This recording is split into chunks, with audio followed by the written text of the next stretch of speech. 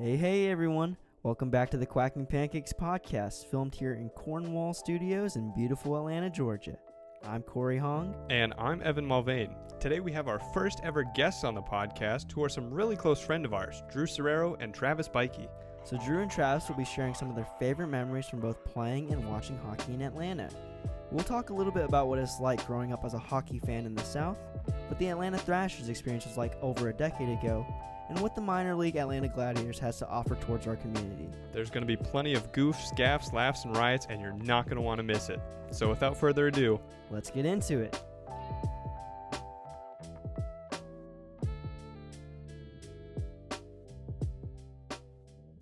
Fuck. All right, so welcome to the podcast. You're our first guests on here for a very important topic. yes, welcome. You guys want to go ahead, someone want to introduce themselves first just to give our audience a little bit of more information as to who you two special gentlemen are? Yeah, I can go first. My name's Drew. I met Kory and Travis and Evan actually a couple years ago. We were all at Georgia Southern together. And probably like the first real couple friends I actually made after high school when I actually became a somewhat functioning adult. And Kory and Travis and I, we were on the snare line down there on the drum line, and became pretty fast friends, I'd like to think. And so hit it off. Travis, of course, really likes hockey, and I also like hockey, not quite as much as Travis, but definitely a point of bonding, I guess, and so we get along pretty well.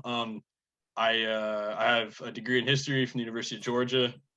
I work for the government because I have a history degree. And I play in a band. Follow us, movers.atl. So shameless shout out there. I play drums. Nice. All right. And other than that, I like beer. Everybody likes beer. That's not true. That's not a true Everyone, statement. does everyone Oh, we're drinking? Okay, Oh, yeah. great. Hold on. yeah, go grab it. Yeah, I'm actually drinking whiskey. So Okay. Very nice, All very right. nice. Makes the conversations go a little bit more smooth. yeah, a little bit more of that creativity juice going on. That's about it for me. My sport is actually baseball, but hockey's definitely a close second. And I love the Gladiators, and obviously I was a huge fan of Thrashers before they had to break my heart 10 years Awesome. ago. So going back to the whole history thing, if we ask you about your job, is it like top secret then? Because you work for the government? Oh no, I do maintenance work for the government. Gotcha. So. Okay. What does maintenance work for the government mean? It's I mean, top secret. He can't tell you. I was gonna say, yeah, that sounds like I work in the Parks and Recreation Department. Hey, that's where I started. Yeah, so I'm fluent in lawnmowers and pressure washers. So Is that what, Okay. are you a groundskeeper? You could just say that. yeah, Travis was the groundskeeper. I was a groundskeeper for a week, bro. It's really not too bad. I work with the aquatic centers, so I was out there doing like their baseball fields and stuff, dude. Oh, It dude, was- you're fucking raking No, and stuff. yeah, it was That's awful. ridiculous. I was literally shoveling like sand off of like a sidewalk, and I was like, Yeah, that's I was like, hard. A, No, I'm mostly, terrible. dude, I do like 90% pressure washing, and the other 10% is like mechanical stuff. And That's like the most satisfying thing ever. I was just It's about to say, pressure washing yeah. stuff. dude, I get paid like to pressure wash, so that's it. What is a history degree good for? That's it. What is any degree good for? yeah, right. All right, go ahead, Travis. So yeah, I'm Travis. Hello, Travis Bikey. Like you said, I'm a huge fan of hockey. My mom actually got me into it because she's from Illinois.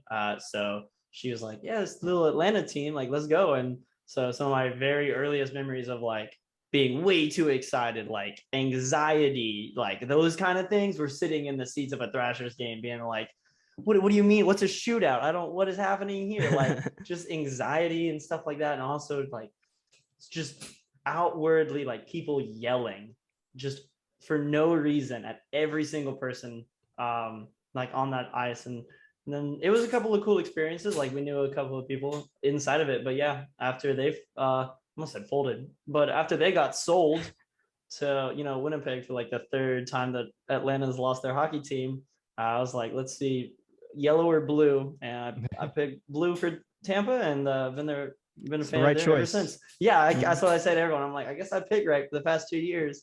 Preds got sure. close, and then they, pooped themselves. So Cool. So the way we usually want to start things is that we have news that we want to cover on a weekly basis you for said the nudes. not I was like, okay, news, yet. but not the OnlyFans. right, but for I guess in the Georgia area specifically. So I guess the biggest news regarding hockey that you guys could probably attest to is that Savannah got a new ECHL team that was announced in January, and then last month they just announced the name as the Savannah Ghost Pirates. So you guys got anything there that you're Dude, interested I in? literally have the T-shirt sitting in a box on my porch right now. You already ordered it? Yeah, I did. Yeah. I ordered the first day it came out, but it's Which one did you buy you bought the beer hockey one? of course beer I hockey? bought the beer hockey That's one. such an easy. That's funny because like as soon as Ghost Pirates came out with their merch, or like even right before it, Gladiators were like, we're gonna do the same thing. Yeah, and they had the exact same the shirt. exact I'm like, same- I have to buy one of those now too. So Yeah. yeah, I'm but they're sure- building it. Yeah. Go ahead. It's I was some about to cool say- colors, cool logo. Okay, thank you for segueing. I like the name. The name's cool, obviously, because Savannah's all like historic and ghost tours and blah blah blah blah, whatever, right? However, the only beef I have is like the 4-year-old, like, ooh, I'm a cartoon character ghost with a hat It is on. very cartoony, yes. Mhm. But I get it because look how absolutely like successful the Savannah Bananas are. It looks like Right. the logo. I was about to say, Yes. like, it looks almost like the Bananas logo. It but just literally looks exactly a like- little more like squished. Like, it's weird. If the banana died and became a pirate, that's how the hockey Okay. team Yeah, happened. I mean, Like, that that's kind of fits though, honestly.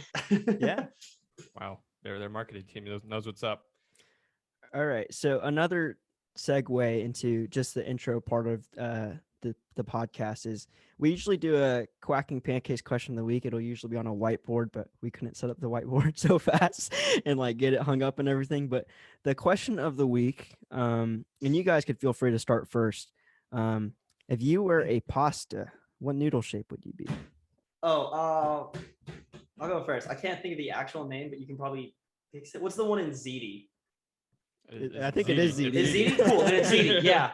Yes, it's ZD. Why do you pick that? I don't. It's just a cool shape. It's like, first off, it's not like your typical noodle where it's a straight line. Like, it's got some slants to it, right? It's like, Yeah. if you offset the sides of a noodle, like that's a ZD, and it's got the cool little ridges. I like the shape and the taste. That's it. There it is.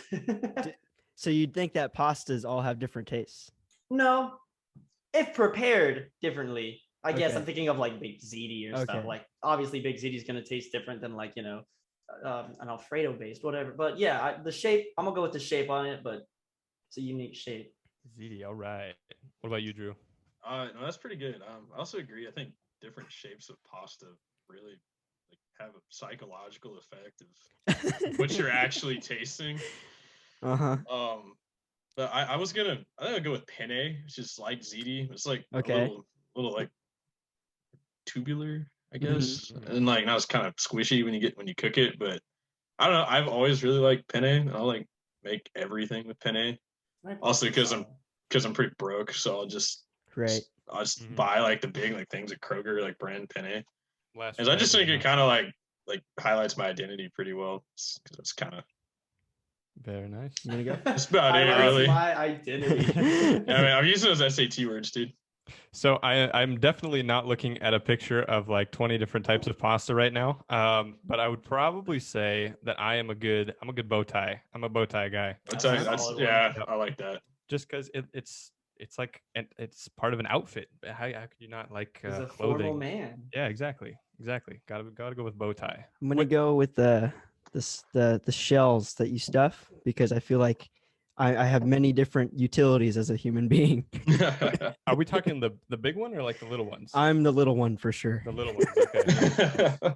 Isn't They're there like what's the the really what's big the ones. name? Isn't that not just a ravioli? Not a ravioli. No. You've seen those shells, right? They're like shells that you stuff Oh, with like yes. yeah, fillings. Yes. You said that. I was like, what? I thought of the wrong pasta. Sorry. Kory's a man of many talents, so I think it fits Yeah. pretty well. A man of many different hobbies. Small, I wouldn't say titles. small with lots Versatile. of filling. Yeah. That's what it is. See? All right, so we got some fan questions that came in as well, and this is a pretty easy one to start things off. I think I know the answer for maybe both, at least for Travis. I know this one.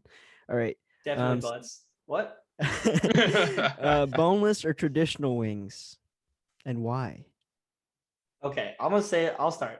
My favorite is I'm always gonna pick traditional, right? I What? love Really? no, hear me out. I love traditional bone-in wings, right? However, like if I am doing something that like requires me to use my fingers a lot, let's use bowling for example, because that constantly just upsets me. Like if I'm bowling, right, I'm touching that nasty ball. Finger heavy sport. Right, yes. finger heavy sport, right? Doing something like that, you're gonna use boneless so that way you can like put in, like you can use a fork and not get your fingers all messy. So I think it's very situational. Like if I have to pick boneless, I'll be like, all right, cool, whatever. Like I can eat a spicy chicken nugget. But if I'm eating like if I have nothing devoted but wing time, then I'm gonna get traditional. Okay. Very, very in depth. Thank you. Drew? I think Travis is onto something really with like if you're eating wings, like to eat wings, I gotta go with traditional. But I also like to snack on boneless because they're pretty easy to just throw back. Right. Yeah. Okay. So I guess I gotta lean more traditional. So I'm gonna have to commit. I'm gonna have to go with traditional. Okay. You? Yeah, sure. I'll go. I think a lot of people can agree with this. I think traditional tastes better because it's a different grade of the chicken. But yeah, there is definitely a convenience factor. I think the only time I would pick boneless for sure over traditional is like you guys said, if I'm not doing anything, and two, like I need that like breading to be done right. When the breading is not done right, then it's absolutely horrible. It's like just a poor man's chicken nugget at that point. I think I'm in the minority here. I've always been a boneless wings guy, just because I don't like to work for my food. I just like that's it. I don't have to eat around it. But I think my biggest thing is that I think boneless wings on average are cheaper than traditional wings. Like you go to the store, you get 6 traditional wings are more expensive than 6 boneless wings. It's because it's the way that process. You can literally just like debone an entire chicken and then just like throw it into the I don't even know what it's called. The thing, the boneless chicken maker. I don't know. exactly. But yeah, I'm a boneless guy. All right. And then the second fan question we have is if you could only watch one movie for the rest of your life, what would it be? This is hard. This one's really hard. Oh God. Yeah, someone else go first. I gotta think. Monty Python and the Holy Grail. Okay. You have a lot of connections there. Classic. I just really, really fucking love that movie. I watched it one time, like a really long time ago, but it's so funny. Like it's so good. It's fantastic, dude. Just the killer rabbit. Like, just when God comes and it's like it's a solid movie. It's just really very good humor, and it's old, which is kind of cool. Right. Yeah, that's it for me. That movie, yeah, easy. Travis, you need more time, or should we bounce around over here? Yeah, you guys go first. No, I answered. Okay, all right. So for me, now this is you. People think this is a really bad movie. I love this movie. I can't get enough of this movie. The Day After Tomorrow with Jake Gyllenhaal. It's like it's a good. I like that movie. It's like a doomsday kind of the world is coming to an end weather movie. That's the snow one, right? Yeah. There's like it's just like it's a huge blizzard in New York. There's like tornadoes everywhere. It's so good. Just like as a little kid, I was like, oh, that's so cool. All this weather going on. But yeah, that's mine. All right. So I just found out these two movies were by the same director. Like I didn't realize that until I actually sat down and realized it. But like everyone knows, like my favorite movie as a Southern boy, as Travis likes to call me, is Forrest Gump. Like it has so much emotional appeal and comedy and a long, great storyline and lots of cultural aspects to it. But I think if I had to pick one movie to watch for the rest of my life with like infinite rewatch value, I would say like Back to the Future, because I've read before that film students will actually study the script because there's supposedly no plot holes in it. And it's one of those movies that I think is like way ahead of its time for like time travel in the 80s, of course, but that's my choice. That's a good one like that was, I didn't even think about that for the point of like, they purposely made sure that their plot line was like that nothing went haywire. Yeah. You know, sure that went out the window with the second and the third one, but like the first one was like Yeah. still pretty good. Yeah. That's also one too that I was like I wouldn't have like thought of as a movie that I would watch for the rest of my life. Like if I was stuck on a desert island, I can only watch one movie for the rest of my life. I wouldn't have even thought of that, but I guess it kind of makes sense too. Yeah. For sure. All right, Travis. I think I'm gonna just no, I'm gonna pick I have to have some last. Like for the rest of my life. I thought it was either between Avatar or Emperor's New Groove, but like You're talking about The Last Airbender, right? no, I'm talking about The blue people. the 3-hour James Cameron cinematic masterpiece. Not the one by M. Night Shyamalan. Ding dong. No.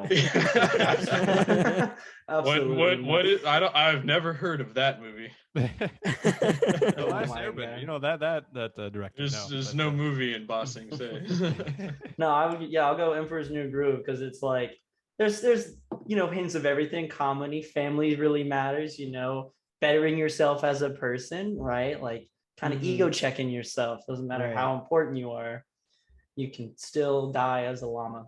See, this is like my halfway claim to fame here, but a couple months ago, my girlfriend actually ran into Patrick Warburton, Kronk. When she was in Hawaii. That is awesome. I was pretty jealous. Apparently, she said he was really, really pretty chill. But that's hilarious. He seems like he would be. I was like, yeah, right. I was like, but I was like, yeah, like really, like you're in the hot tub, like at the same time at this just random hotel in Hawaii. Oh my gosh. With Kronk. Yeah, I wonder. I was just gonna say, I wonder what he gets more often. If people ask him to imitate Kronk or Joe Swanson from. I don't. I would really like. I think now, like, I would really like to hear. Like, I can't stand Family Guy, but I think like a really good, like, hearing him do Joe Swanson would be like, it would like really, really cool. Yeah, like, prophecy fulfilled. Yeah. We also got to think of like the like, I guess, cultural impact that Family Guy over Emperor's New Groove has. Yeah, like Family Guy is like what, still going? It's like how many seasons are there? Like 19 or 20 seasons. They're up there running with Simpsons. Like, yeah, dude. Right. Okay, so the moment everyone's all been waiting for is this the end of the podcast. The end of the podcast. Thank you guys for joining. All right. So the topic is hockey, of course. I'll be honest, and you guys already know this. I didn't really care much until I went to a few games with Travis, and Evan and I played NHL like once or twice before that.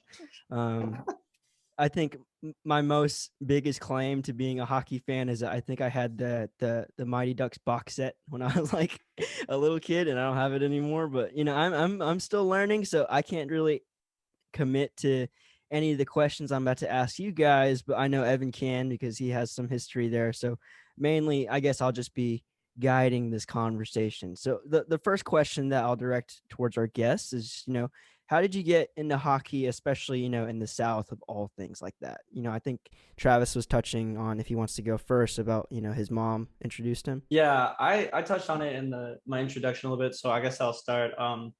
Yeah, my mom was, like I said, came down from Illinois. I'm not sure if she was like a huge Illinois hockey fan. Like, I don't know if she like the Blackhawks or whatever, but when we were down here, when I was young enough or old enough, I guess, to be able to go and like, she didn't have to like super watch me. I could function and walk behind her.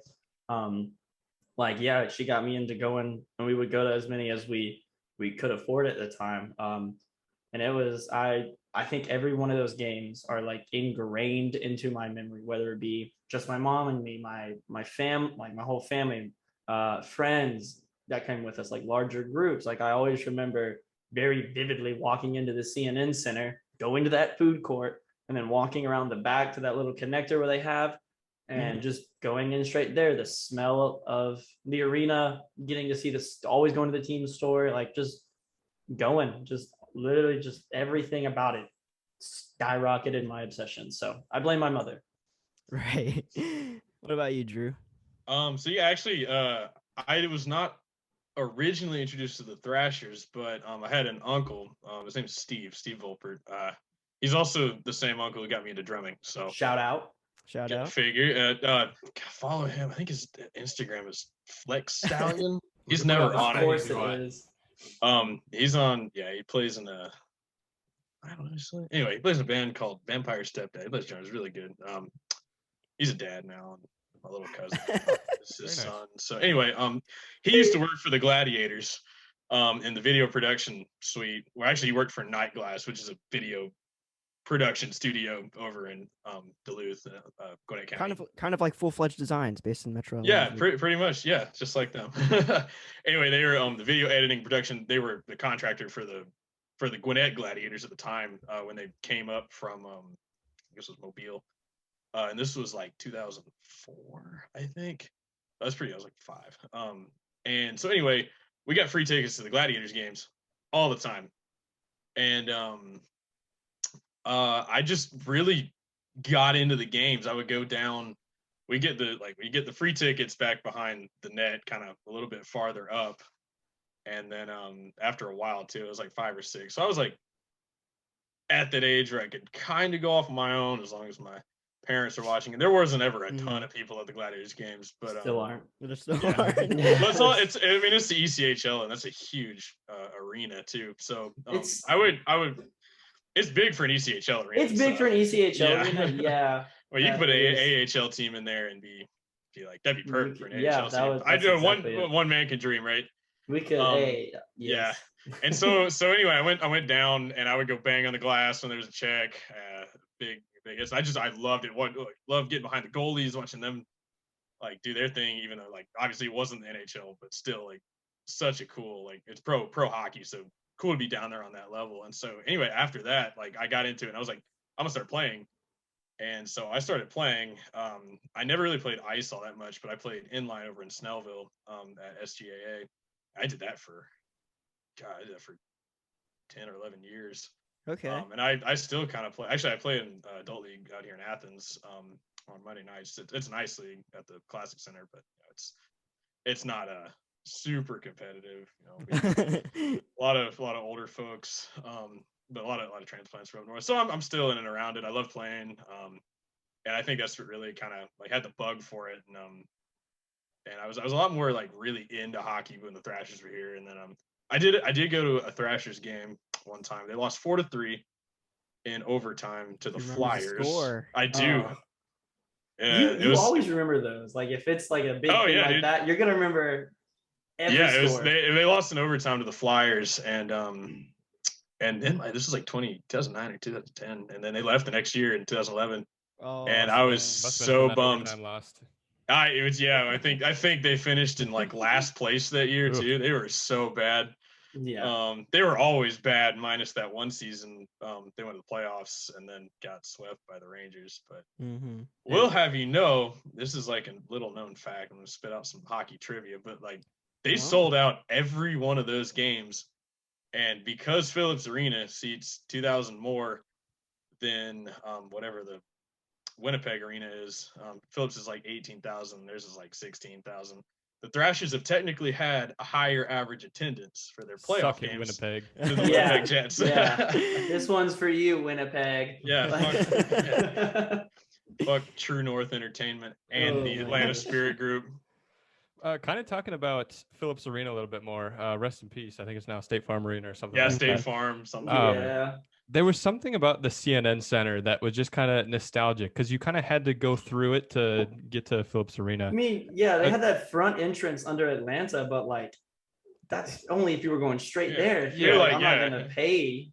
There was like, I don't know, like every time before I'd go to a Thrashers game, it was like you had to get something. Well, you gotta get off the MARTA train.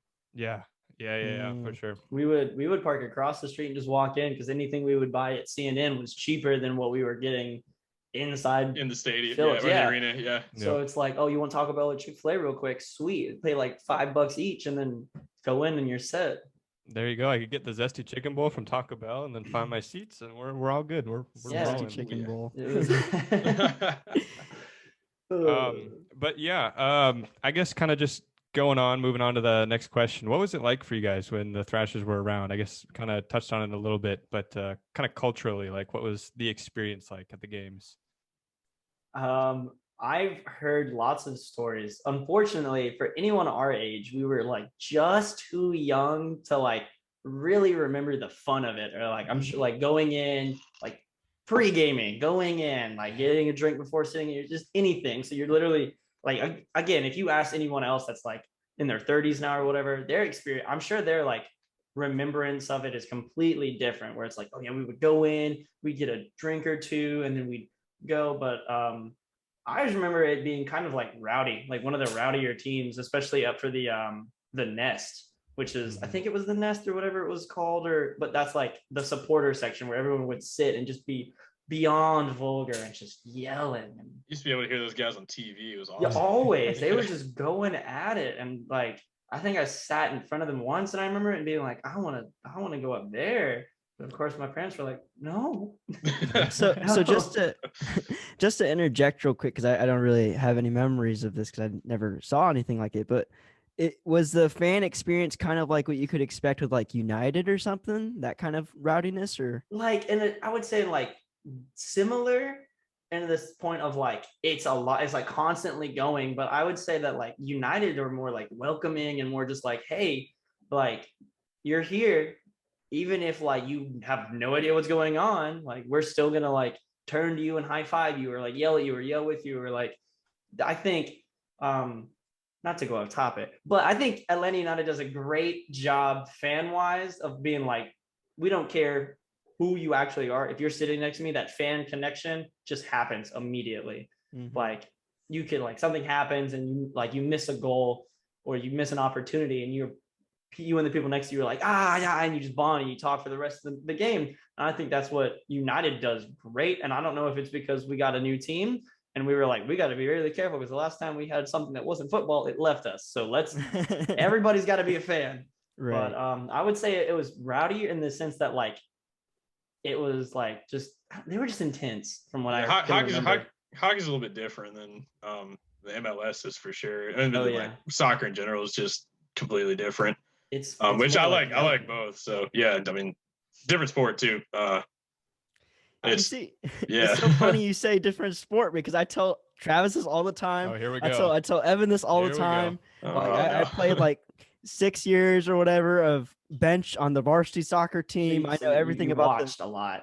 Yeah, so I know like all the rules about soccer, and I'll just show up to the hockey game and be like, "Hey, it kind of looks the same, right?" And there's someone in the goal. It's the same sport, but with, like faster and It's similar. I would say like if I had to pick any sport, I would be like, yeah, soccer is more like if you have more knowledge off the soccer to help you more than like going off of like football, like trying to explain someone hockey via football. I would rather eat clay. Like, not joking. Yeah. It's Honestly, awful. I think the one that's like really, if you really think about like in terms of strategy, I think basketball is really the closest to hockey. Yeah, That's what I would Just say. Yep. just add a this- goalkeeper. Yeah. Yeah, it's like the same like pace and speed, but every time you go down to the other end, like you don't always score.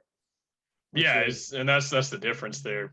Because you have one more person on the ice, and That's like there's if no you out had of a little bounds. leprechaun in the all being like, no. Yeah, just Maybe basketball goaltending needs all the to- time. Yeah, maybe basketball needs to try to have like a goalie, just someone like sitting on top of that net and just like snap them away. you can't dunk, dude. There's probably somebody in Europe who's done it. So Right. True. I Very don't true. know. So, Drew, you got any stories of the Thrashers' experience from a cultural perspective? Yeah, a little bit different because I didn't grow up going to the Thrashers games. I went to a ton of Gladiators games, but I know it's like a lot different. But I did watch them on TV, and I was really obsessed. Like I would come home from like hockey practice, and I would watch. I just watched the Thrashers because they were on TV. And they were on Versus, if you remember that. They were on some obscure channel. Yeah, well, they were on the Outdoor Channel first, which I was like, how do I didn't Outdoor channel. I don't even know if we had that, but They were like, you got to go outside to get inside to the rink. So yeah, no, Outdoor Channel. and then I think they were on the Golf Channel a little bit, or something like that. I mean, It was like we'd watch like Roland Martin fishing on the Outdoor Channel, and then watch the Thrashers, and then Versus. Versus came along, and it was like 2006 maybe 2007. I was pretty young, but there was like this little like black dot that was on the screen. I don't know if it was my TV or it was the broadcast or both, but I always thought it was the puck. But it wasn't the puck. It was just a black dot that just didn't move. And and I thought it was the puck, but then like there was also the puck, and so that was good. And then it became NBC, sometime later, and of course, like when hockey really got popular. But I'm yeah, I so, remember like- watching them, and I remember watching the playoffs that one year, and just being so disappointed when they played the Bruins. I don't remember. I don't Over. It remember. was. That's why I hate 13 him. or 14 years ago now. I mean, I was really young, so but yeah, I think mine's still a bit different because I watched it like religiously on TV with my dad, Mm. and I think like I was really into it, and I think it was part of the reason my dad like started to get really into the Thrashers. We were both like pretty devastated. It's what I've noticed is it's a very like infectious like if you were watching it with Yeah. someone who knows what they're like, if they're a fan of it and you're like feeding off of their energy, I guess with any sport, but like with how constant it is, like you have to take a lot of energy for those 20 minutes of play, which is actually like what 30 Well, and 45 I think minutes? it's also because hockey's so fast too, and so much stuff happens, especially like go into a game too, especially in the minors. Yes. Like if you go to ECHL games, they fight a whole lot more than the NHL, and so like when like a fight happens, even if somebody who doesn't even know hockey is going to the hockey game for the first time, they see that, they're like, holy shit, what is this? And and that's like, I guess that's part of like the crowd advantage too. You know, pretty much throughout like all of hockey is momentum. So I guess it applies to any sport, but especially hockey. Yeah, hockey's so fast paced that like if the fan base isn't into it, then it's gonna be like we're just listening to skates and this puck slapping off of everybody's Just spin. not totally an unpleasant sound. It's not. It just kind of sounds like practice. It's an acquired taste. Yeah. Yeah, but I think Oh, go ahead. I was gonna say, yeah, but I was just gonna say like the fan base, like if you're watching with like a very monotone like fan base, which is what I think the issue with the Gladiators now is that like everyone's just like it's just well, I don't know what happened to them, and I for fear of talking out of turn because I haven't been there in a little bit of time. But they used to. That's good. They used to have this crazy fan section, kind of like the Thrashers ones. Probably some of the same people, but they sat behind that one net where the opposing goalie was, and they sat behind there. But now they're like on the other side. Yeah, it's weird. And, they're like it's like three people left.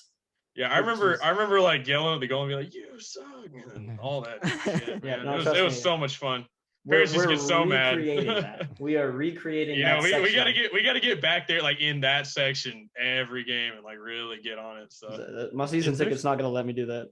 Is there still that one guy? I think I went one time. Was there still that one guy that like he sits like behind the goal? He's always banging on the. He's got the gloves. Yeah, the gloves. Yeah, the hockey that mask. guy, Yeah, is he still there? Yes. Yeah, I remember that guy. He literally looks, and I've seen him like take his mask off like around concessions, and he just looks like someone who just like wants to hit glass. Like he has such the like it looked like somebody hit him, and he's like, that's all I know now. And like you just need like 1,000 more of those guys, and you guys will be set.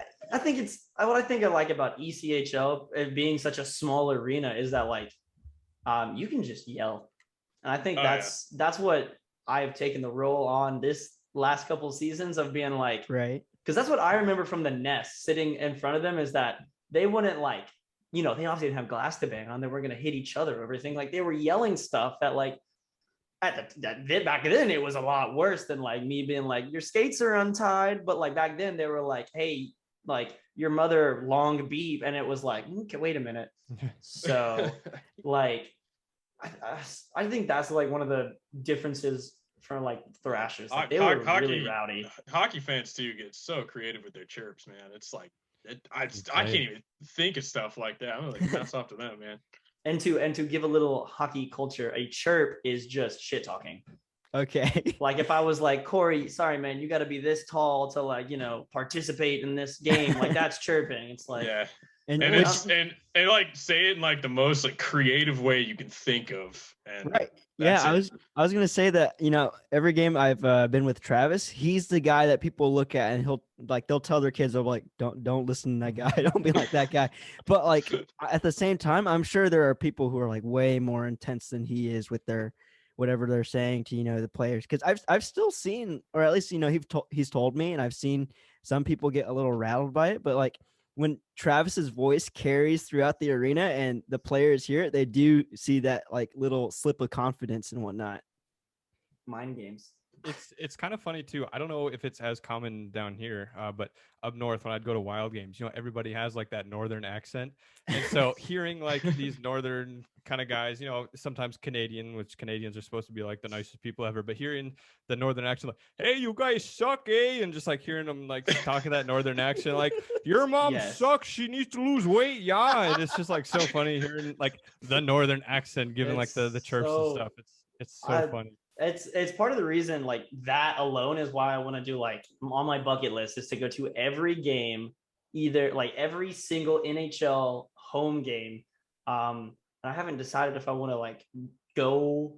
The original idea was to go as like a home supporter, right? So that way you're not catching all this heat for being the opposing team, because that's not a fun experience. And I'm sure we'll get into that later. But like going and like truly like when the rest of the like arena jumps up and screams, you're doing that. Like you pick up someone's kid and throw them. You're like, yes, awesome. Sorry about that.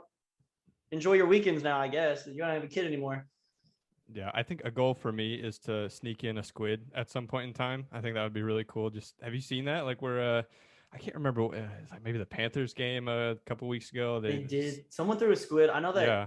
Nashville, they purposely throw the catfish. Yeah, they purposely throw. Yep, there's the catfish love the catfish. That's great. Like there's a TikTok of it, and they just showed him like he duct taped the whole thing to his chest and just like went in and just threw and it. now it's a thing. And now it's a thing. Yeah, it's crazy. You got any memories from Thrashers games or anything like that? I would probably say that one thing that the Thrashers did really well is the fan experience for the kids. Going there as a kid, I have a lot of really good memories of going back to the CNN Center. They would section off a little area before the game where they would like put these cushions and kind of shape it into a little hockey rink. Yeah, a little hockey rink. They'd give like 20 kids some little sticks and just say, "Go for it. Just play hockey. Just run around and do that."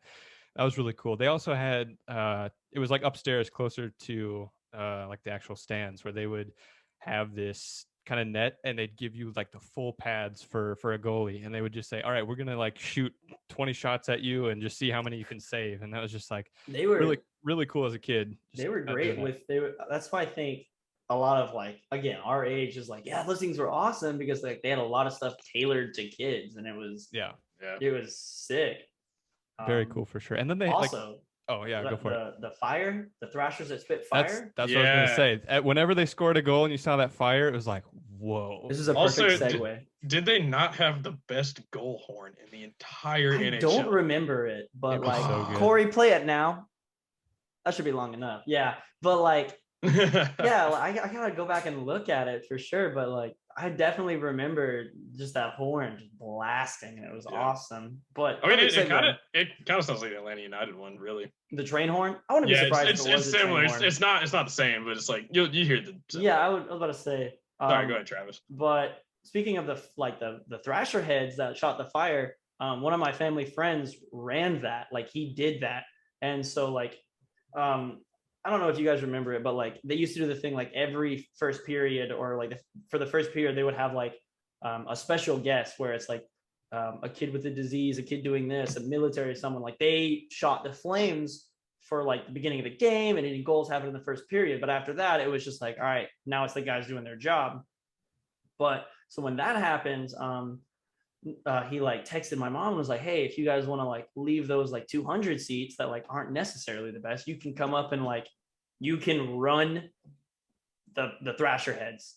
And that, weirdly enough, that game, I still have the exact ticket for that game for two reasons. A, that was a sick experience, literally sitting there and like getting to press it up and like above the 300s, like in the rafters. But also that was the first time I'd ever seen Tampa Bay play live. They were playing Tampa Bay, and I remember sitting out there and being like, wow, they're just skating circles around us. And that's kind of why when the Thrashers folded, I was like, I saw this team kick our ass, bro. Like, no. So this was like the Le Cavalier and San Luis kind of time. Yes, this was like their best. Stamkos. Stamkos was like a rookie. This was like, I think this was like Stamkos' first year, because it was December of 2010. And it was like his first or second year in the NHL, because I'm sure he didn't spend long in in like my minor leagues or whatever. But not him, man. not him.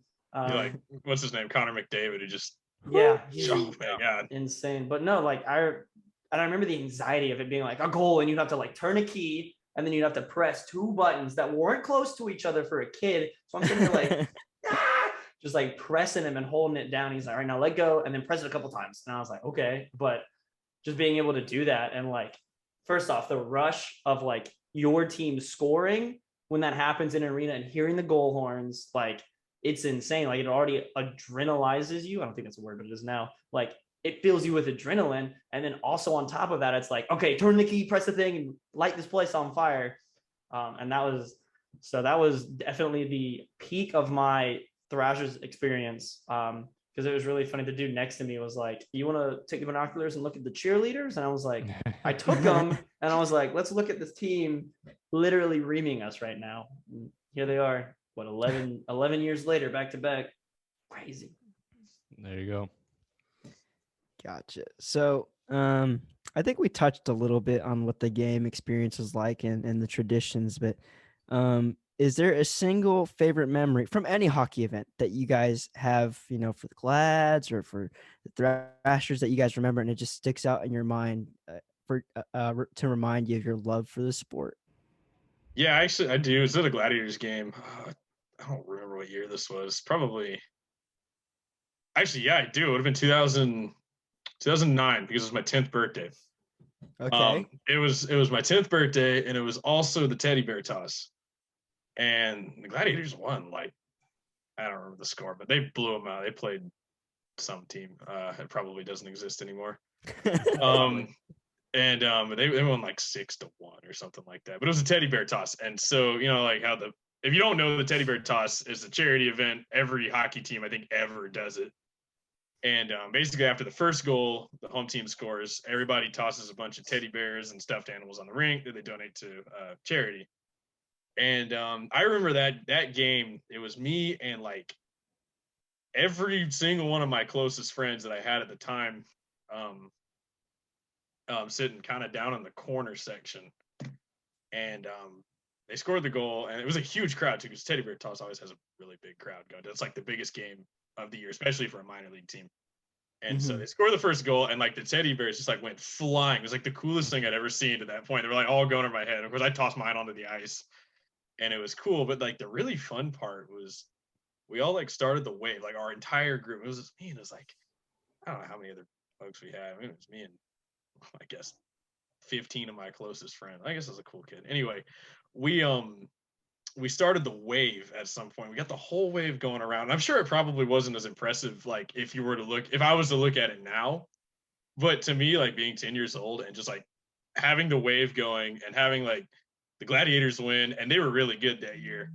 And just like having that entire experience too. It was one of those like really ingrained experiences of hockey and with the Gladiators and me growing up, and especially in Atlanta. It was just like, wow, this is really fucking cool. Like, if I could go back to this memory, I would relive it, because that's just one that kind of sticks there for me. That is cool. Very cool. Travis, you got a favorite memory? I have two.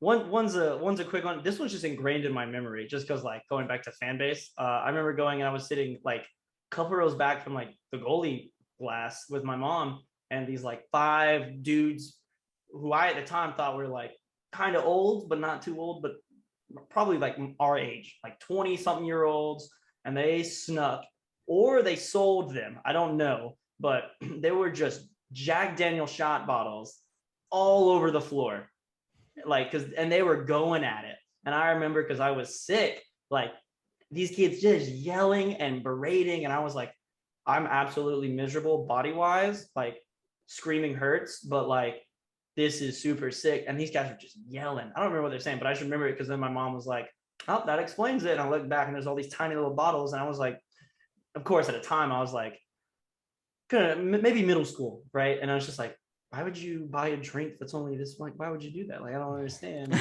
Like, yeah, I didn't know what a shot was. That was one of them. But like the one that like, when I think about the Thrashers, like hits me the hardest is weird. Again, you remember all the little details. They were playing the Buffalo Sabres, and they went into like an 8-round shootout. Oh, And as a kid, like, right, and so like literally as a kid, this was like one of my favorite memories. But it also was like the first time I had like dealt with anxiety of being like, what is this feeling inside of me that I don't know? I can't do anything about it. I just have to sit here and accept it. Right. But like, thankfully they came away, but with every shot, it was like, please, no, please. So that one's just shootout will do that to you. Shootout. Yes. Shootouts, overtime. It's a whole different, especially being so young and like getting into it. You're just like, what is this feeling that it gives me? And that's definitely something that's like, when I think of hockey, that's like, always I've had like different, similar to like different experiences, but I'm sure that like that level of anxiety when you're a kid, like your body isn't built for it. Like It's not at all. But that I think is like my most prevalent memory of the Thrashers. Right. You got one? For me, it would probably have to be, and again, it's like going way back into 12, 13, 14 years ago. The Thrashers were playing the Rangers, and I can't remember what the score was, but it wasn't about the score. There was more fighting that game than I have ever seen in a hockey game. It was like every face-off, you know, as soon as the ref dropped the puck, they dropped their gloves and were fighting. It was, as a kid, it's like, wait, is this hockey or is this boxing? Like it was so fun because it just, I guess they just came to fight that game. It was really cool. Turns out Evan's at the playoff game versus the Rangers, and it was like game 4, and it's like, we're over it, dude. We're gonna lose, but we're gonna kill them all for next round. But yeah, that was super fun just watching them fight like half the game. So I think Drew touched on this a little bit earlier, but you know, what kind of does anybody besides Drew? We'll start with Drew first, but you know, experience playing in rec leagues or anything like that? Oh, dude, beer leagues are great, man. They're so much fun. I remember when go for it. I was just saying, it's something that I would like want to get into, but like I still have to figure out how to fucking skate. So I'm just like, I'll be sitting outside with like my inlines, just like, okay, and I'm gonna turn around and try to go backwards until I fall. So I remember. Oh, go ahead, Evan. Sorry. No, I was gonna say when we were in Statesboro, I remember you. I think you went down to Savannah to play in a beer league, or how did that go? Dude. Okay, so I'm actually still like kind of in touch with. It's like a big Facebook group. So I've been following it for a while. It's a lot of it's huge now, but it wasn't when I was there. It's got big in the last like year or so ish. It's called the SRHO, just Savannah Roller Hockey League. They play down at Lake Mayer Park over in Savannah. It's like over near Savannah State ish, kind of south of downtown. And it's so cool. It's mostly made up of Hunter Army base. Okay. Yeah. And there's a couple guys that travel in from South Carolina and a couple from down near I guess it's Richmond County and Liberty County, whatever that town is down there. I'm blanking on it. Anyway, it's guys, mostly a lot of military folks down there, and a lot of them are like transplants, but they got like 8 teams now. Oh my god.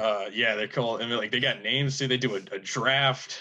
They do a draft. Yeah, no, dude, it's crazy. I mean, they got for rec league. Yeah, I mean, obviously everybody plays, but so is it basically just like I pick you? It's basically, how does that work? I think you kind of like they'll have like a prospect game, which basically anybody who wants to play, like they come and they pay their like $100 or whatever it is, and they go out there and they skate in a scrimmage game. They have a website and all that. You can check it out online. It's crazy. They like StatCast. They have guys that are live streaming it on Facebook and announcing.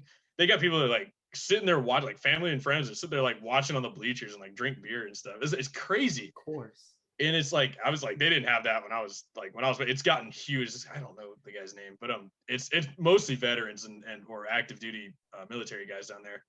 And it's really cool how they did it. And they resurfaced the whole rink last year, and like it's almost kind of makes me wish I still lived there to be able to play in it. Since like again, like inline hockey is not super big up here, but there's ice up here, which is. I was going to say, you're close enough that like Duluth and all those, like, because I know they have something similar to that. Prospect game. Yeah, it's a lot more expensive though with beer leagues and ice time, dude. Just like you'll be lucky if you get on there at 11 or Yeah, because I know ice time. because one of our friends, Christian, he is in a team. He's in a beer league team. And the way Yeah, that he said that he did it, what's the name of his team? I couldn't tell you. Oh, it's got like the ice zombies or something like that. I have no idea. Yeah, I think it's something like that because they like yeah, won they're like, fun. little beer league thing. Yeah, he posts on Facebook, or not Christian, but whatever the guy is, like they have like a Facebook page. It looks really, I gotta get over there and watch it. It looks like a blast. Yeah, he said that there's like a combine where you basically go and you like test your skills and like anyone can play. They'll put you on a team with like everyone who shows up, you get put on a team of like same skill level, which like again, it's like I think it's great for anyone that's our age that wants to start. The great thing about beer leagues too is, I mean, there's a saying, even like the pros say this, but they're like, I mean, you see it on Reddit and stuff. There's all roads lead back to beer league, and like, dude, there's guys playing in beer leagues around here who played fucking college and juniors and stuff like minor leaguers, and of course, like there's those guys who are playing the really like the A leagues. They're super really like skilled guys who like ex-college and junior players, and but then there's like guys who are just starting who like can't even like skate on their 2 feet, but they're still out there playing, and of course everybody. You know, I would love to. It's chill, dude. I've never really met like a kind of a more like nice like cohesive group of like dudes who just actually just really genuinely care about like playing a sport. Yeah, I was about to say, especially in the South, they're just like, I'm sure it's way different in the North where it's like, oh, dude, I bet. It's like, nah, bud, your numbers on up. No, you're not in. You're out. I was gonna ask. What's like the average age of like, is it older guys or your age? From my experience, I've always generally kind of been on the younger age. It's a lot of older guys in 50s and 60s, guys who come down. Yeah, a lot of transplants. It kind of depends where you are. I know Savannah, because there's a lot of active duty guys. There's guys in their 20s and 30s usually. Kind of late 20s, early 30s. I'd say it's probably the average. But there were also guys that lived there there was a guy from Montreal, and there was a couple of guys from Wisconsin and from Boston. It's just people who like to skate and just play the game. I guess especially down here, you probably find more older folks than you would up north, just because it's transplants, and down here, a lot of us like our age, very few of us really kind of grew up playing, and then even fewer grew up playing ice. Because it's just so expensive and ice time is so rare. At least that was the case for me. So I think I got invited to fill in like at someone's beer league, and I'd only been doing like roller for like a couple months, and like dude, it's not like a huge learning curve, but it's definitely a learning curve. It's something to where if you were to get thrown into a game, it would be like, oh shit, what the fuck? Yeah, it was like I think it was like a practice, and I literally was like, I'm just gonna go in and like apologize. I'll be like, hey, I've played 2 street hockey games in my life. Yeah. But you need a body, so I'm gonna say blue line. Luckily, almost all these leagues, especially when you get to our age, is not checking, which is pretty cool because you actually focus on fundamentals and strategy and actually playing the game. I'm gonna say something super controversial, and it's gonna say something. The absolute poetry that is hockey could thrive in the NHL, and it's better than it has been. But the absolute poetry that could happen if people weren't so like obsessed with hits could be insane. I'm gonna say that. And I think you're onto something, but I think like I'll just kind of add one more to this too. Is like if they were to go to like how the international ice is, where it's a whole lot bigger, like wider. It's huge, yeah. Because it's relatively like the same. Like I don't know what the exact dimensions are, but I know it's like 20 or 30 feet wider. And so you still get like some really cool hits. So if you watch like the Olympics or the juniors championships or whatever, I think it's a lot better. Like it's a lot prettier looking hockey than the NHL is. But I guess with like arenas being converted back and forth between it's kind of a limit. Yeah, I think that's probably the biggest reason because in Europe they have like dedicated hockey arenas or in other parts of Canada or whatever, dude. I don't even know. And don't get me wrong, I love hits and fights in games. It's some of my favorite stuff. Like it's in my drinking rules. If there's a big enough hit, like you drink, obviously. But like, I just think, and it's definitely it's for like I'm in hockey and I'm a fan of it for so long. Like a lot of new fans are like, hit him, just hit him, fuck it, hit him. right? Yeah, But, and they don't like they gotta take time to learn like the strategy and how you pass out of the back and break out something like that. Exactly, and if you can we'll go back to Connor McDavid because there is no subjective. That man is bar none like the best NHLer right now, right? Oh, dude, yeah. And like if we talk about the 4-on-1, right? Single dude took on 4 defensemen. He took on 4 players and still scored. No hit happened, no anything. And if you just do stuff like that, it's like the level of like skill that could like jettison off it would be insane, but it like always ends. It's like, oh, here's this really cool move, ha ha ha, straight to the boards. Your face is gone. Like, yeah. Well, that's the great thing about McDavid too, is he doesn't like just dangle. He like actually knows where to be on the ice. He's insane. I mean, obviously you can dangle like a motherfucker too, but like I mean, just he's a beauty to watch, man. He's yeah, and it's one of those things where it's like there are a lot of people who like enforcers. I love enforcers, and I hate to say it, and I just super hypocritical. If I played, I would be an enforcer. Like I'd be like, you know what? I don't have the skill. But I can hit him. One of the skinniest dudes I've ever met. I will listen. It's not the size of the dog in the fight. It's the size of the fight in the dog. Oh, it was 2022. Evan, you got any experience playing? As a Midwestern boy?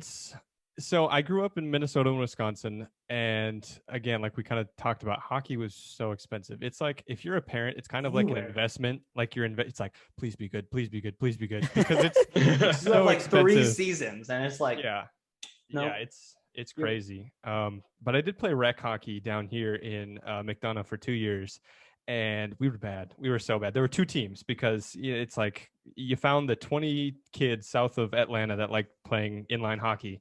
And we played a couple games, and we were so bad. I was asked to be goalie one time, and I was like, I don't know what to do. And I don't think I ever did it. But yeah, just I wish I kept doing it, but haven't done it in like 15 years at this point. But really fun, really fun stuff. Quacking Pancakes inline tournament. Let's go. Got to do it. I'm down. Let's go. Get it. Do it. Who's on my team? I need it. I'm going to ask this real quick. As someone who doesn't know much about hockey. And, you know, for the 2.5 other people who are going to be watching this later, can someone define inline or the differences with anything else or like that?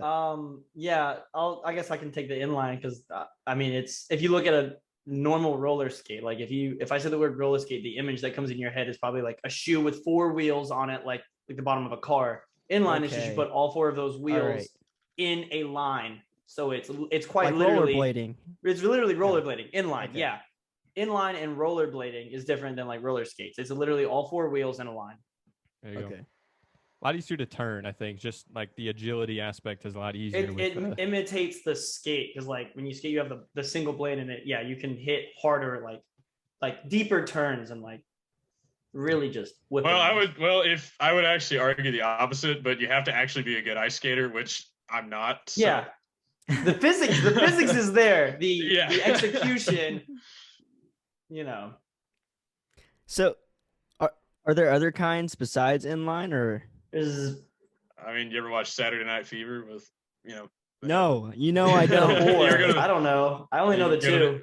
The 4 like quads. You go to the skating rink and rent those at Sparkles or whatever. Yeah, and Usher plays, and yeah, man, that was my shit. Mm-hmm. I love skate night. Yeah, we all went to skate night, but then I started doing inlines, and then I was cool for like, I don't know, the 7 months of my life. I was the coolest dude in school.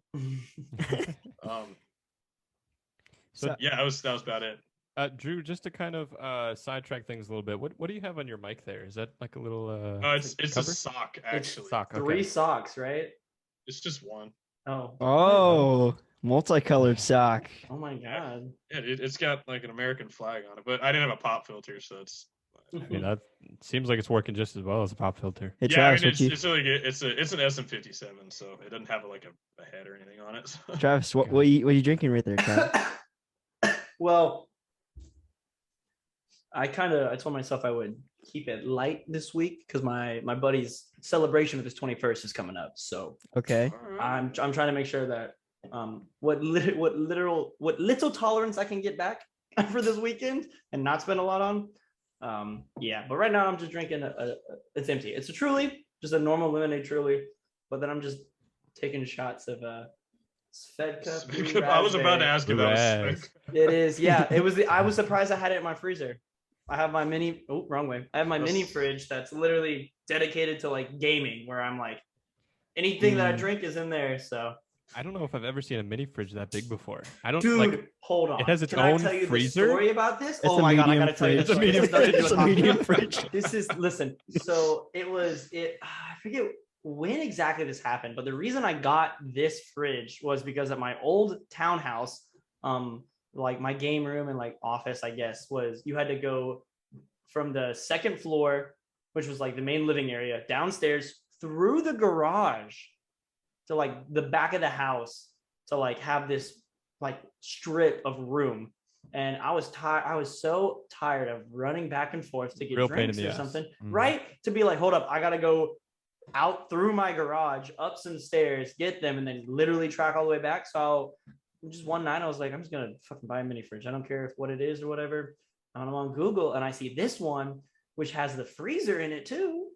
And it was like on sale for like 130 bucks. And Okay. you know how like when you see sales online, it's like the number it's going for, and then it's got the red line through what it was. $500 Yeah. fridge. Oh, wow. Literally.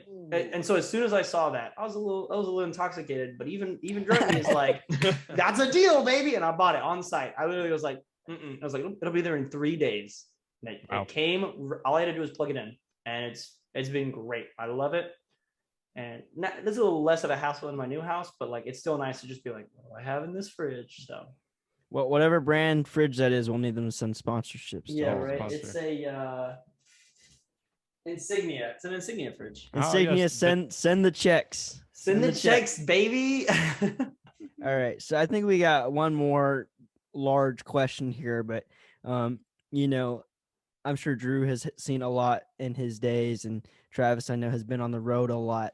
What is the best or the worst or just the funniest opposing fan experience that you guys have seen?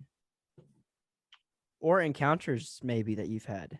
I have a couple from traveling to Nashville. I have Share quite them. a Let's go. few.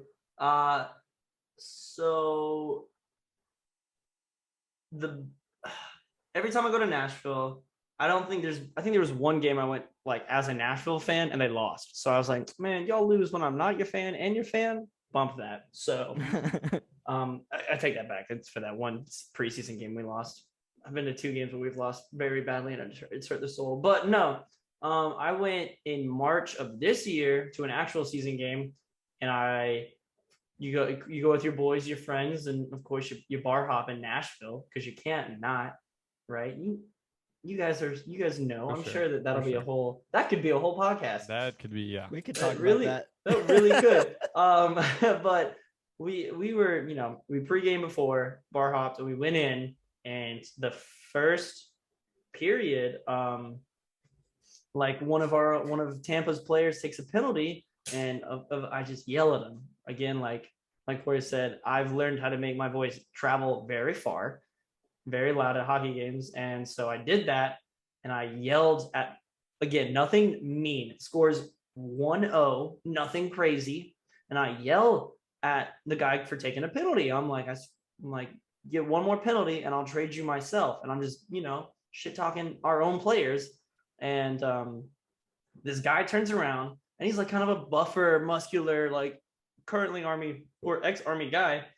And he looks at me and he points and he goes, if you don't shut the fuck up, I'm going to kick your goddamn ass. Wait, he knew which one was you. No, I mean, this was so like back, like it's not where it is now, like where we're back to like full capacity and every seat next to each other. Like this was still like, hey, we just let fans back in. So back then it was like your group of friends, seats next to you were filled out, and the row in front of you, like the seats that were empty next to you were filled in the rows behind you. So it was like offset fans. So you knew who was talking. Like it's like a Gladiators game. Who's like, that's how it was, because it was like still limited access and everything, right? For like, okay, guys, listen, we're going to open everything back up, but very slightly. So like, he's like 2 rows in front of me and over. He just turns back and says that to me. And my response every time is just, for sure. That's all I said. Just, for sure. and his friends like got him, and they moved seats. Actually, they like moved down like 2 rows and all the way down. But like him and all his friends were just looking at me. They just the whole game, and of course, me who's not afraid. I say that I'm gonna get my ass kicked one day, and I know it's gonna happen. I know it's gonna happen. But part of the experience. Yeah, it really is. So, but like they just were looking at me like right before the game ended, which was a 3-0 game, by the way. So like they weren't the happiest, but he looks back at me and I like look over him like, that's a damn shame that you guys spent the entire game looking at me instead of watching your team lose. So like, I'm glad you paid to watch some kid drunk yell at the winning hockey team. And like, I'm just starting shit. And they were all like, don't do that. He's already ready to kick your ass. I was like, well, if he's already there, I'm gonna poke the bear. So I think that's like that's definitely the worst. Like that's the first time I've been threatened, but like threatened like that. But I remember one time in 2016, I went to a preseason game. Tampa never wins preseason games ever in Nashville, and it's a running statistic, as you two know. Lost 6-1 that night. Yeah, preseason. Like it was not fun. But I went in 2016 and I just had a Tampa hoodie on and we lost.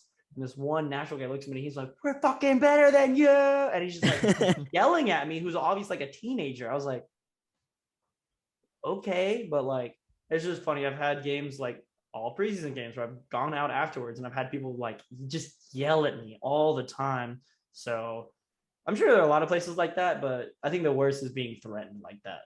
But I loved it. I was like, yes, that means I am making the difference. You're doing your job. I'm doing my job as a fan. Yeah. Yes, right?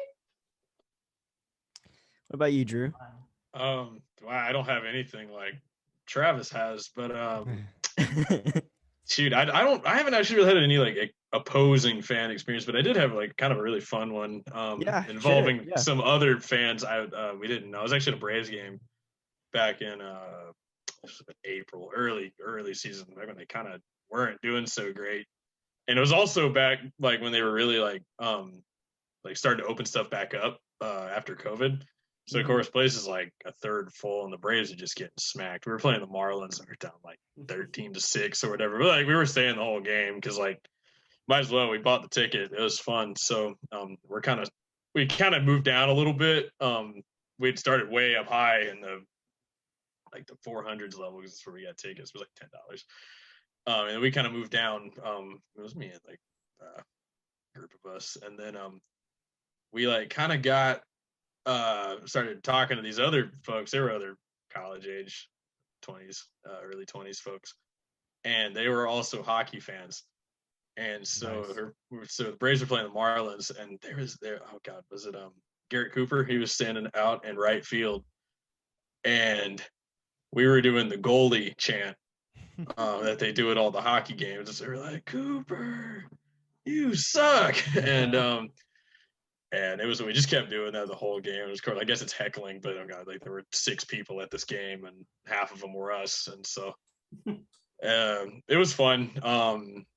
And we just kind of like bonded. We took pictures with them and everything. It was a good time. So I guess it's more of a positive experience. I mean, they were both Braves fans. It's just Braves fans we didn't know when we came into the game. So it's not, I haven't really had any confrontations with opposing fans either here or at an away game. But I guess when we went to App State, that was something. But that's bread rivalry. The whole story for another day. But I guess it's probably like my really like kind of cool experience, and also like kind of crossover because we all started talking about hockey in the middle of the Braves game. So, which is great because I like both sports. Like that is one of the things that I've never experienced before. Like Travis, you said you had, well, obviously because we were there together, but I've never experienced being at a hockey game where I'm like cheering for the away team. Like I feel like heckling is one of the more fun experiences. Yeah. Everybody is just like, you feel like all the fans are just, their eyes are on you, just kind of like, oh, what is he gonna say? Oh, what did he think about that goal? Oh, what does he think about this? Oh yeah. This guy had some like, there's one dude, he had some just gems and stuff. I can't even say some of it. He was just like, Garrett Cooper wipes from the front and stuff like that. That's like the thing that I do at like the Gladiators is you just heckle them for things that like aren't sport related. Like at all. You're just, Oh yeah, because it's fun. It was like they make a But whole lot yeah. more money than we do. So yeah. like you just yell at them. You're like, yo, so and so, like, like dumb stuff, like wipes on the front, or like, he does sock shoe. Like that's how he puts. Yeah, his, that was that's how he a gets good out. one, Like just yeah. something dumb that like anyone that's gonna like it could be their first game, and all they're gonna remember is like this guy was heckling him because he gets out of bed before his alarm or something. Like he doesn't. It's just something stupid. Like this man presses snooze and gets up like a responsible adult. I think those are my favorite. Where like you're heckling them, but it's for like, it's like, I don't know. It's like, number 22 pays his taxes on time. Like you just say something stupid. It's like, wait a minute, hold on. Why are you? I think the funniest one that I've heard at a Glad's game is there were like a group of college kids behind me one time, and they were like heckling the goalie, and they just go, like, number whatever likes frozen margaritas. And of course, like he said that, I had to stand up. I literally stood up, turned around, and was like, no, we're not. Nuh-uh. That's mean toward frozen margaritas. Stop it. I was like, no, you gotta pick the right dig. It's an art in and of itself. I will say, I think one of the, because I know the NFL does this and hockey does this. I don't know if any other sports do it. I think the NHL mic'd up like recordings are some of the best ever. Really? Like just some of the things that the players say to each other. It's like, go back to the minor leagues, bud. Just like the pros talking to the rookies. Some of the stuff they say to each other. I think my favorite one where he's like, I forget what teams it was, but it's like, hey bro, you suck at hockey. You are not. He literally is like, you suck at hockey, bud. It's like, how long did you spend in the minor leagues and now you're here and you still suck? Yep. Also, I would just like to say, you want to change that clock behind you because it's y'all tell your clock. I know. Did you tell your clock about daylight savings time? Nope. We sure didn't. Nope. Excuse me. Be like Quacking Pancakes doesn't change their clock. I literally looked up. I looked up and I was like, because I saw it and I was like, have we really been talking like this long? I look over and I was like, 2 7. hours, I was like, yeah.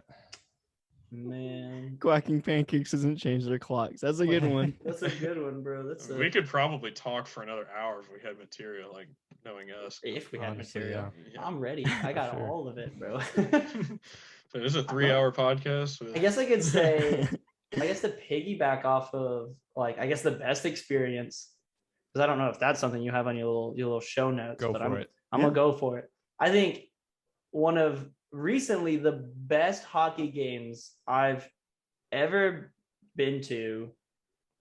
I gotta double check this. Yeah, the best that I've been to was during Tampa's playoff run this year. I went to 2 of them. I went to one in late May, and then I went to one in early June, and it was round 1 and 2. Then we blew them out of the water in round 1, but in the round 2 game we were playing Carolina, and I think it was game 4 as well. And like in the first 2 periods, like period and a half, we're down like 3-1 or like 4. We're down 4-1. And like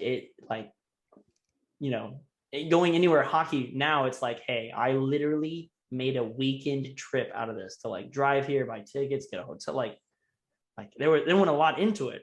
And it's not like, you know what, fuck it, bro. Let's go watch a hockey game. Like a lot of people do who have hockey in their towns. But I went to that game, and like I said, we were down 4-1, and they score 5 in a row unanswered to come back and win it. And that was just absolutely insane. Every single goal to have, again, like we've mentioned, like people sitting next to us, like you're just high-fiving random people. Like I was hugging some dude. Like we were freaking out. Like and it was, I think that's one of the best games to be like, winning is good, but the fact, I think if you can win in a comeback, it's a whole different kind. Just any sport. Like if you're down behind and you come back and you're just like, yeah, what I'm talking about. You got up the drama a little bit. It really does, because you're like, you know what, you had us in the first half, but there's a storyline to it. There is, yeah. There's a redemption arc. Then it's like, I mean, says there can't be poetry in sports. There is poetry, dude, all the time. It's awesome. I think that was the best one, and then especially going out after, it was like everyone was. To live in a hockey town is a dream of mine, and the moment I get the opportunity, I was about to say, when are you moving to Tampa? I'm not gonna say it, but there could be a move in the next couple of years. Who knows? We're just gonna have us at your housewarming. Oh yeah, no, don't even worry about that. It'll be great. It'll be one of the nights that they're not playing. It'll be like, yeah, they're on the road. They're on the road. So here's the housewarming. I've been here 2 months. So I got one last question, unless Evan has anything else, but it's just, because our first episode was talking a little bit about Atlanta and how it's, growing into this huge metropolitan area, nowhere near the size of New York or Los Angeles, but it's getting up there with film and music and everything like that. Do you guys think, maybe not like possible, but yes, the inclusion of a new Atlanta team, or do you think it's better that it's just a place where fans can live and then support other hockey teams? Do you think there'll be a following there? I would say I don't think we'll ever get an NHL. I don't want to say ever. That's strong, but it would be a long time if it does happen before Atlanta gets an NHL team, a high top tier pro hockey team. And it's not because Atlanta is not a hockey city, because it definitely is. It was the ownership. Management. Yeah, it's management. Brewed that team. That's besides the point. I would say, obviously, like the Gladiators have middle of the road ECHL attendance, but it's not that bad, really. And it's a good fan experience. There's a lot of young kids and families that go to those games, and it's kids that actually play hockey. And also, like, I know membership in ice hockey leagues around Atlanta is up too, as well. Like for youth, like participation, definitely up from when I was like younger too. I think it's because a lot of transplants. I think the most we can really hope for, and I would love to see this happen, but I don't really see it happen in the next couple of years, is that the Gladiators either become an AHL team or are like supplanted by an AHL team.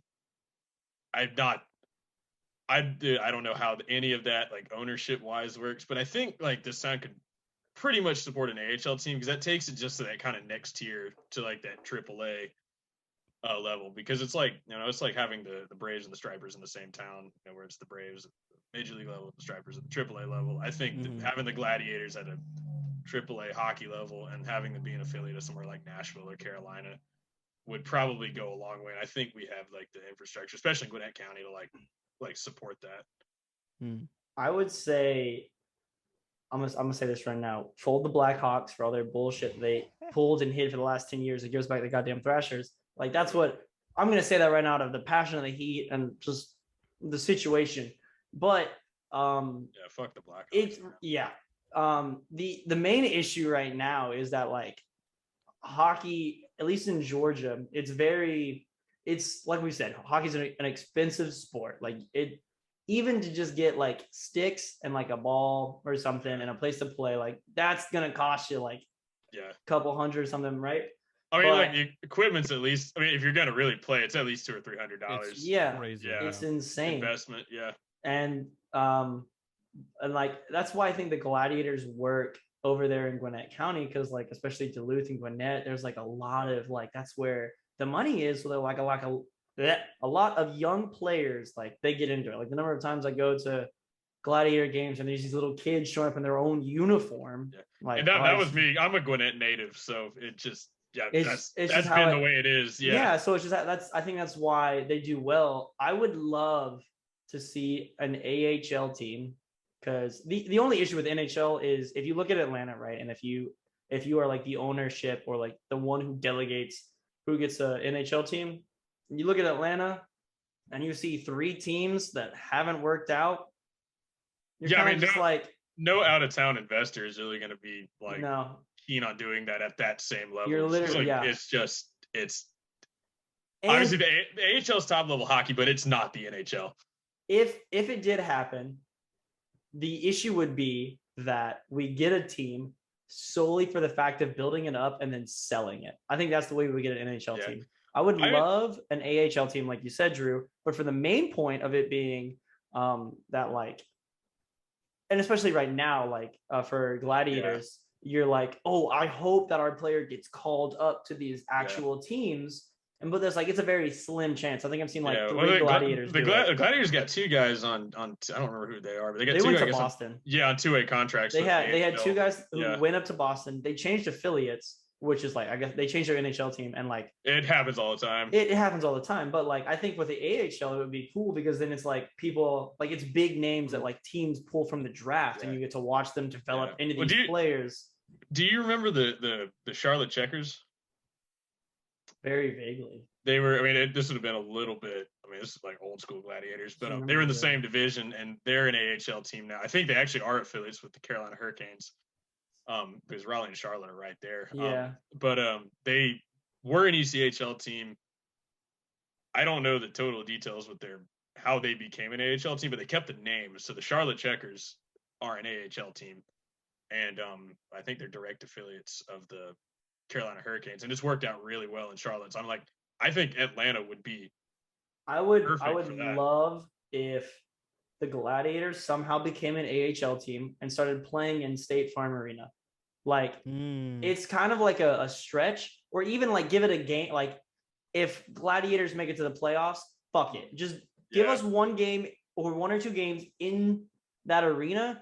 Cause like, it's kind of like with the Braves where people, I saw a TikTok and it was kind of funny where I was like, I'm gonna go watch the Braves. And it's like, what do you mean? And it's like, I'm going to Atlanta. It's like, they're not in Atlanta. They're in Marietta. Cobb County. Yeah, they're in Cobb County. And it's like, I'm not going anymore. But like, when you think of like things like that, where it's like, oh, we're going to say the name Atlanta, but really we're like 30 minutes out, like 30 minutes outside of it. Give them the chance to like play in that arena. And like, I mean, I don't even know if you can play hockey in there anymore because they retrofitted the hell. I'm sure that you could like make it work. So, like, you know, the infrastructure is still the same. I'm sure like you could make it work. And I think if you just gave the opportunity to let it happen, it would be insane. Like you sell those tickets for like $15-$20, same exact price as Gladiators. They gotta be good though, man. They gotta be so good. That's what I'm saying. Like, I will say this though, Glads have only lost one game this season. They built a super team. They had I think their last game, they had like an insane comeback where they were down. Oh yeah, they came back like 5 goals. They were down 4-0 after the first and ended up winning 7-6. Yeah, dude. And they retained Jeff Pyle for another year, which is really good. They were going after people's captains this year. Like it was insane. Like we have a lot of good players. 3 of our players already got called up to the AHL. So it's like we're slowly becoming a developmental thing. And I think if they do that and focus on that and producing good hockey. I wasn't like totally on board with the ownership at first, just because it was like a lot different than I like grew up experiencing. But now that like I see like everything is done, like I'm like, all right, well if they're winning, like shoot, go for it. That's the other thing is like when you go to Gladiator games, if they lose, which they used to do a lot, you're just like, I gotta watch hockey. It was rough there hockey. for a few years. Yeah, you're like, it's hockey. I'm good. But it was still fun, still a blast, man. Which is so I know that if they win, it'll help fan base for sure. But I think that like until fans themselves start doing something to like rekindle the flame, right? Because like a lot of Gladiator people are just like old people over there, where there's like, oh, you know what, we're gonna do who for have $20 to bid on stuff. Oh my, don't get me started on that.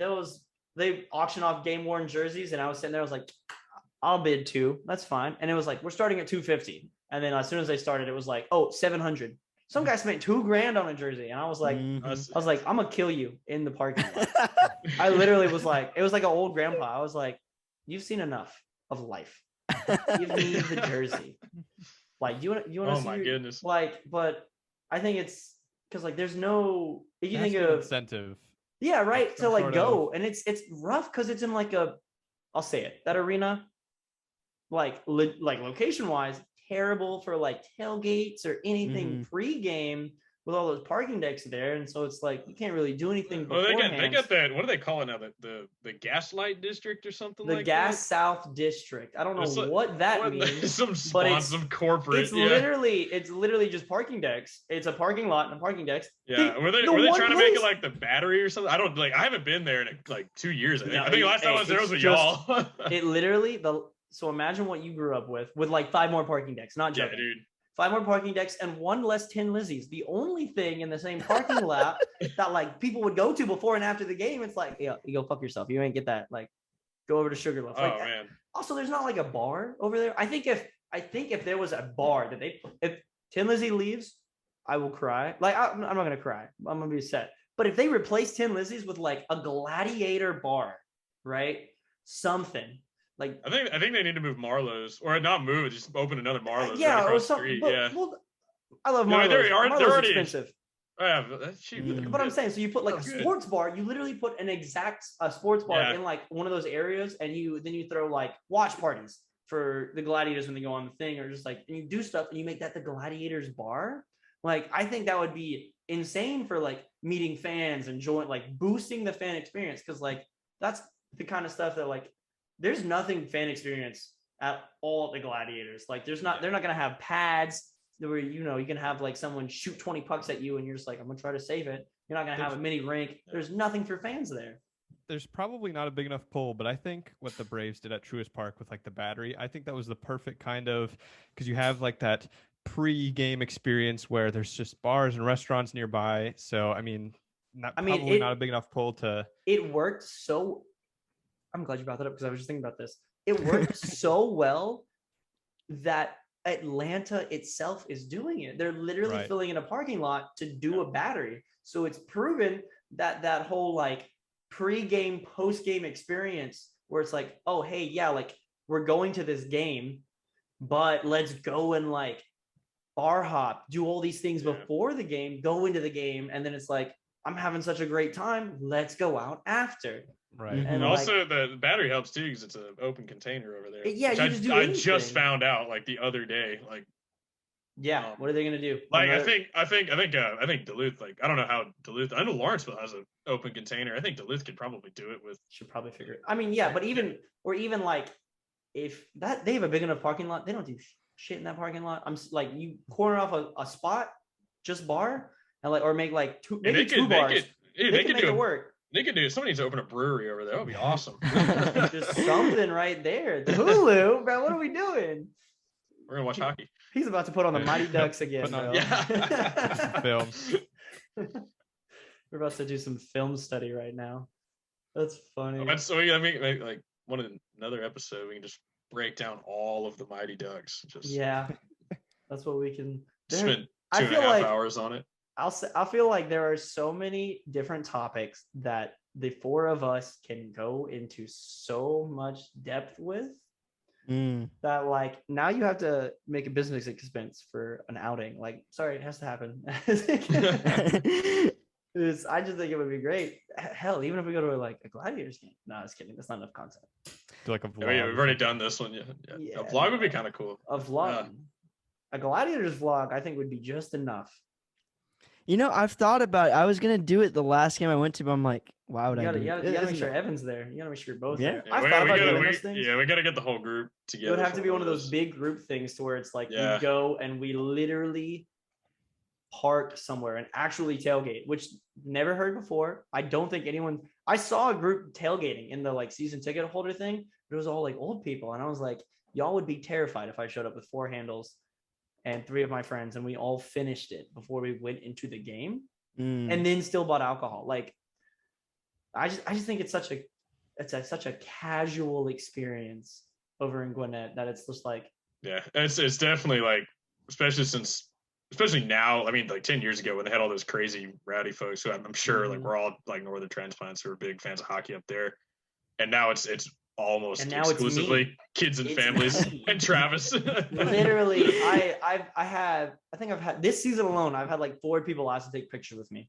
and I've had like the most people come up and be hell yeah. Oh, you're becoming where they've literally been like, I've had so many people be like, your commentary and your comments tonight are so funny. Like, and of course it's like split middle of the road to where it's like I've had a mom look back at me and be like, and I'm like, why are you? Yeah, I'm like, okay, I'm sorry. This is what sports are.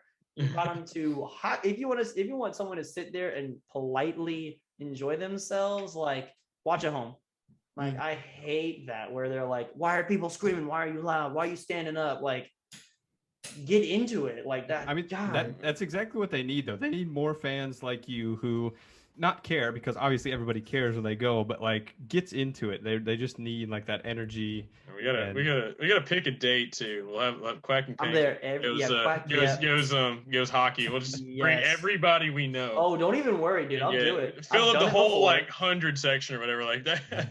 I'm in the 105s and it's perfect because like you can yell and everyone hears you in the arena. The players hear you, but most importantly, the opposing team's bench and coaches can hear you.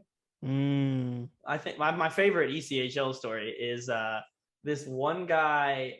I think it was for Orlando's ECHL team. Solar Bears. He stated it was either them or Greenville. I can't remember. It was one of them because they were important. But he skated into the boards like 8 times in the first period.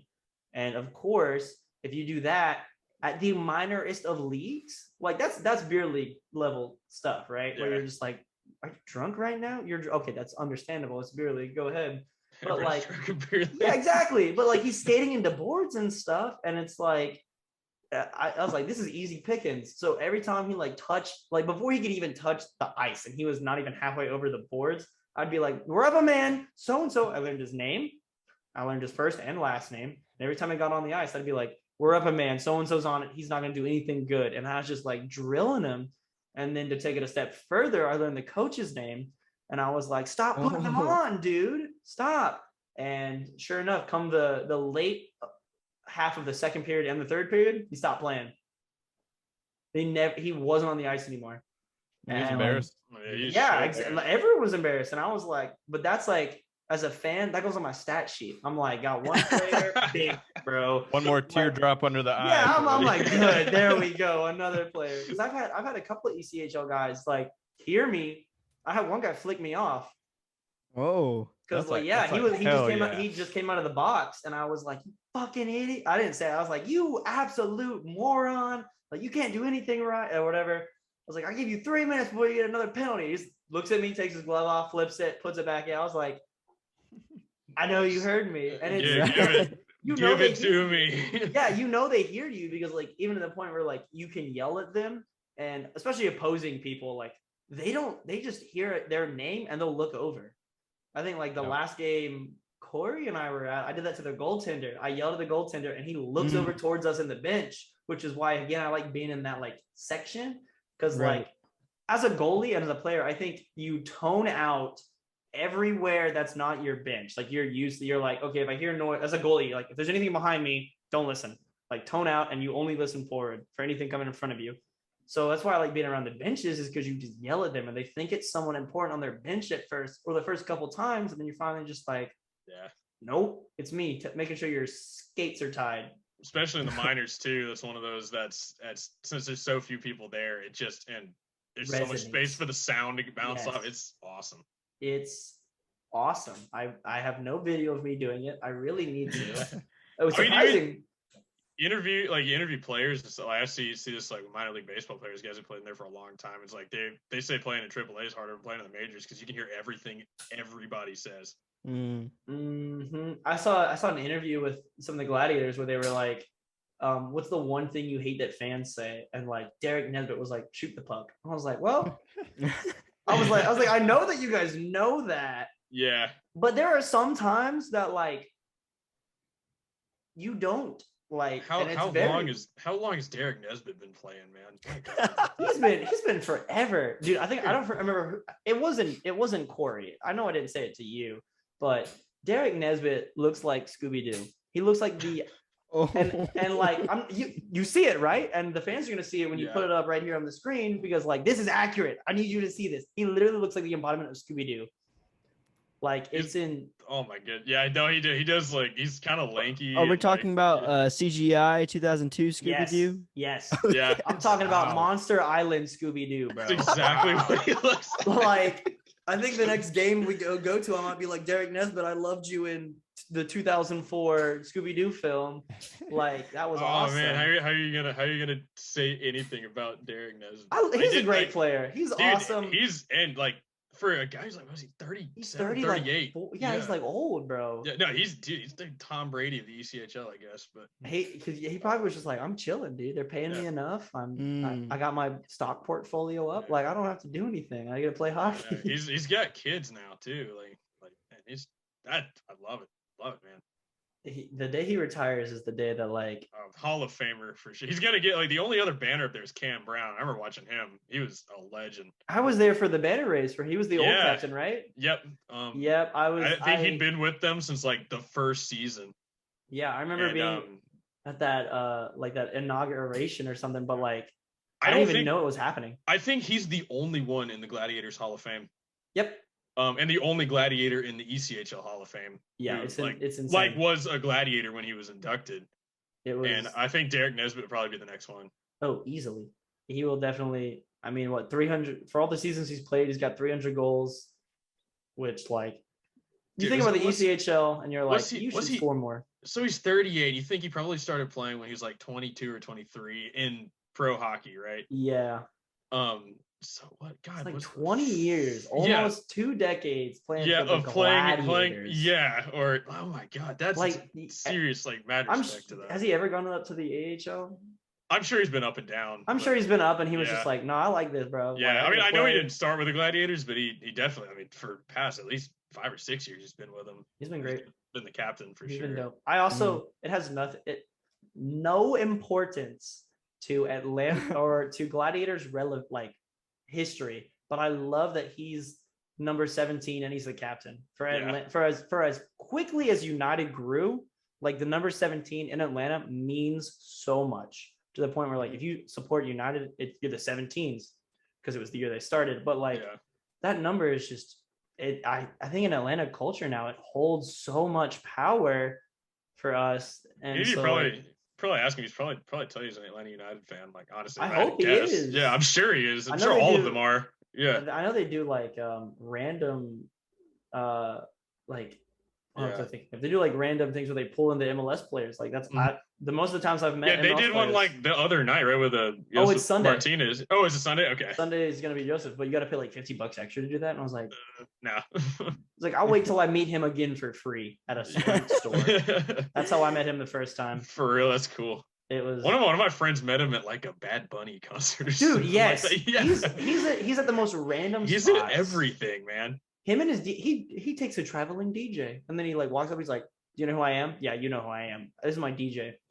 And like, how do you get that gig, man? It's because it's one of his friends that did all of his parties, and then he literally, I think Joseph was like, "I hate all the DJs y'all hire. Here's my guy." And honestly, I kind of feel that, man. He's now the official DJ. He is now the official DJ for Atlanta United. It's insane. That's cool. I was like, man, can you imagine that? You're just like, yeah, my friend got really good at soccer, and now I'm his DJ. He's a great DJ though. It's awesome. It's really cool. All right, guys. Well, we really appreciate your time and having you on, fellas. It's been a great. We'll have to bring you on again, for whatever topic. So many things. I'm sure we can. Yeah, but thank you so much for joining us. And do you guys want to drop handles if you do or not? But I mean, it's up to you. I'll let you go first. I will, please, because I'm an artist. Follow movers.atl on Instagram and on Spotify and all that shit. It's in the links in the bio. Also my personal. We'll put it in our links too. Appreciate it. Yeah, we just released a single, so. You guys got any shows coming up? Yeah, we do. Next Friday, Nowhere Bar in Athens. Playing with a band called Bad Mint and Sidian. So So that'll be 2 days after this podcast drops. Oh shit, that's right. So I guess it's Friday. Yep. All right. Yeah, Friday the 19th. Yeah, and my personal is Drew XS39. So feel free to follow that. That's me. Yeah, pretty chill. Yeah. Go ahead, Travis. I guess the only one I'll plug is my Twitch and all my Twitch stuff is Skeezy Stream. Haha. Kory's got to edit right here. Right here. So yeah, just follow that. Check out the stream. I stream the whole podcast. So come hang out with that. That's usually where you'll see my very bubbly personality, very loud, aggressive personality about everything. That's really it. And then from there, you can find everything else. So that's the main one I'd plug.